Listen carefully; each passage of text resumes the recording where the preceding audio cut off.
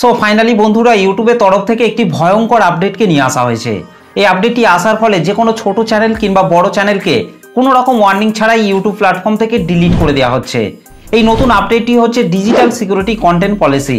এই নতুন পলিসিটিকে যদি আপনিও আপনার ইউটিউব চ্যানেলের মধ্যে মেনে না কাজ করেন, তাহলে যে কোনো সময় কিন্তু ইউটিউব আপনার চ্যানেলটিকে কমিউনিটি গাইডলাইন স্ট্রাইক দিতে পারে কোনো রকম ওয়ার্নিং ছাড়াই, কিংবা ইউটিউব আপনার চ্যানেলটিকে পার্মানেন্টভাবে ইউটিউব প্ল্যাটফর্ম থেকে ডিলিটও করে দিতে পারে। দেখুন, ইউটিউব প্ল্যাটফর্মে কিন্তু অনেক ধরনের পলিসি কিন্তু রয়েছে। সেই সমস্ত পলিসিকে মেনেই কিন্তু 2025 সালে আপনাকে কাজ করতে হবে, তবেই কিন্তু আপনি একজন সাকসেসফুল ইউটিউবার হতে পারবেন।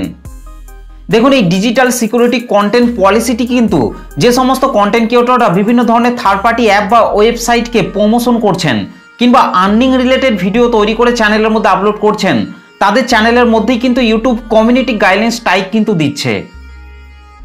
দেখুন, স্ক্রিনের মধ্যে আমি ইউটিউবের নিজস্ব অফিসিয়াল হার্মফুল আর ডেঞ্জারাস কন্টেন্ট পলিসিটিকে ওপেন করে নিয়েছি।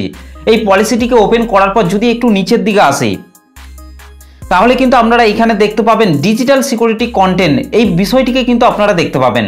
এবং এই ডিজিটাল সিকিউরিটি কন্টেন্ট বিষয়টির মধ্যে কিন্তু 5টি বিষয় কিন্তু উল্লেখ করা রয়েছে। তো প্রথমেই রয়েছে ইন্ট্রোডাকশন থিফট, তারপর আছে হ্যাকিং, তারপর আছে bypassing payment for digital content or services, তারপর আছে ফিশিং এবং তারপর আছে ক্রিপ্টো ফিশিং।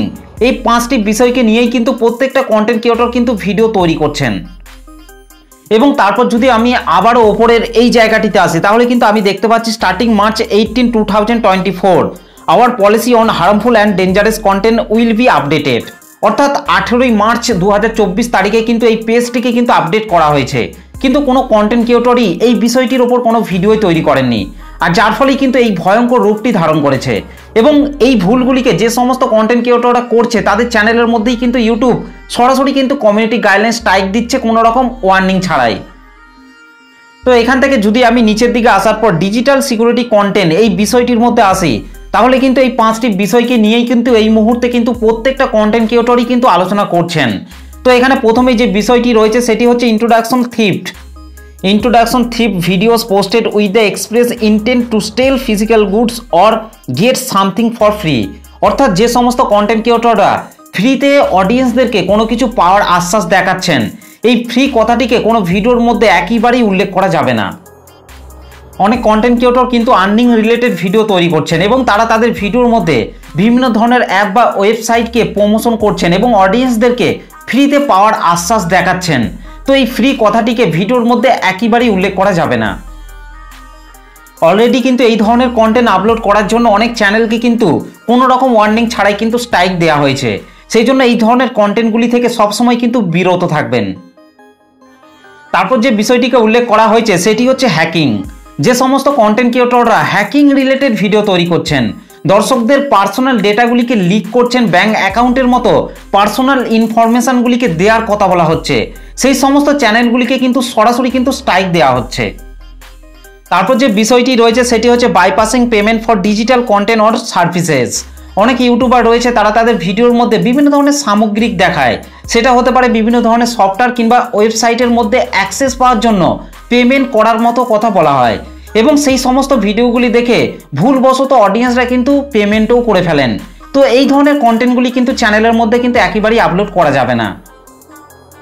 আবারও অনেক ইউটিউবার রয়েছে, তারা তাদের ভিডিওর মধ্যে বিভিন্ন ধরনের অ্যাপকে প্রমোশন করেন। এই অ্যাপের মধ্যে এত টাকা ইনভেস্ট করলে পার ডে 2 থেকে 3 হাজার টাকা উইথড্র করতে পারবেন ইউপিআই এর মাধ্যমে, গ্যারেন্টি। এই গ্যারেন্টি দিয়ে কোনো কিছুকে কিন্তু ভিডিওর মধ্যে কিন্তু একেবারেই কিন্তু বলা যাবে না। তারপর যে বিষয়টি রয়েছে সেটি হচ্ছে ফিশিং। আপনি যদি আপনার ভিডিওর মধ্যে থার্ড পার্টি অ্যাপ্লিকেশনগুলি সম্পর্কে দর্শকদেরকে বলেন যে অ্যাপগুলি প্লে স্টোরের মধ্যে অ্যাভেলেবেল নেই, সেই অ্যাপগুলির লিঙ্কগুলিকে যদি আপনি আপনার ভিডিওর ডেসক্রিপশন বক্সের মধ্যে প্রোভাইড করে থাকেন, তাহলেও কিন্তু আপনার চ্যানেলের মধ্যে কিন্তু স্ট্রাইক আসার সম্ভাবনা থাকবে। কিংবা যে কোনো অ্যাপের ওয়াটারমার্ক কিভাবে ফ্রিতে রিমুভ করতে হয়, এই টপিকগুলির ওপরও যদি আপনি ভিডিও তৈরি করে আপনার চ্যানেলের মধ্যে আপলোড করেন, তাহলে কিন্তু আপনার চ্যানেলের মধ্যে কিন্তু স্ট্রাইক আসবে। তারপর যে বিষয়টি রয়েছে সেটি হচ্ছে ক্রিপ্টো ফিশিং। আপনি যদি আপনার ভিডিওর মধ্যে কোনো অ্যাপ বা ওয়েবসাইটকে প্রমোশন করেন এবং দর্শকদেরকে গ্যারান্টি দিয়ে টাকা উইথড্র করা এবং ডিপোজিট করার প্রসেস দেখান, তাহলেও কিন্তু আপনার চ্যানেলের মধ্যে কিন্তু স্ট্রাইক আসবে। তো এই ডিজিটাল সিকিউরিটি কন্টেন্ট পলিসিটির মধ্যে কিন্তু এই 5টি বিষয় কিন্তু উল্লেখ করা রয়েছে। এই বিষয়গুলিকে মেনেই কিন্তু আপনাকে 2025 সালে কিন্তু কাজ করতে হবে। না হলে কিন্তু আপনার চ্যানেলের মধ্যেও কিন্তু যে কোনো সময় কিন্তু স্ট্রাইক আসতে পারে, কিংবা আপনার চ্যানেলটি পুরোপুরিভাবে টার্মিনেট পর্যন্ত হয়ে যেতে পারে। তাই এই বিষয়গুলিকে সবসময় কিন্তু মেনেই আপনাকে কাজ করতে হবে। তো ভিডিওটি আপনাদের কেমন লেগেছে অবশ্যই কিন্তু কমেন্ট করে জানাতে ভুলবেন না। ভিডিওটি ভালো লাগলে একটা লাইক করে দেবেন, চ্যানেলটিতে প্রথম এসে থাকলে চ্যানেলটিকে সাবস্ক্রাইব করে বেল নোটিফিকেশনটি কল করে রাখবেন, কারণ আমি যখনই কোনো ভিডিও আপলোড করব তার নোটিফিকেশন সবার আগে পাওয়ার জন্য। তো চলুন আজকের ভিডিওটা এই পর্যন্ত, দেখা হবে নেক্সট ভিডিওতে। ভালো থাকবেন, সুস্থ থাকবেন, ধন্যবাদ।